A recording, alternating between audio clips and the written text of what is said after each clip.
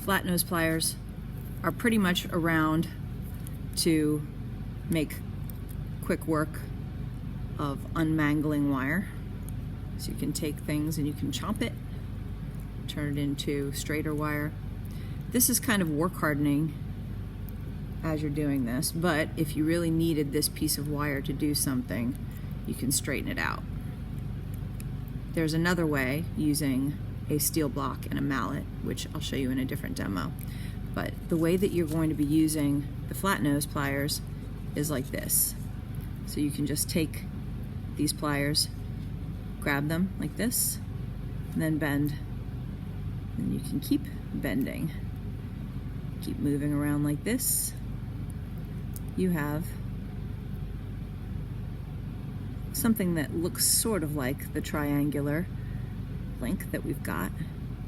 So you've got this going on. And then if you cut it off, the end,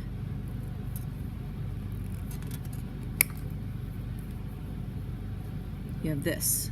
And this end you can loop with round nose pliers. So I'm going to take them. You can use any of these parts right here. It goes from obviously thicker to thinner. So if you need it to be thinner, you can position the wire sort of toward the narrow end, and then you can wrap around and then just kind of twist it, grab a hold of it again, twist it again. If you're going to be connecting any links together, it's probably a good idea to leave it a little bit open so that you can link something on to the next one.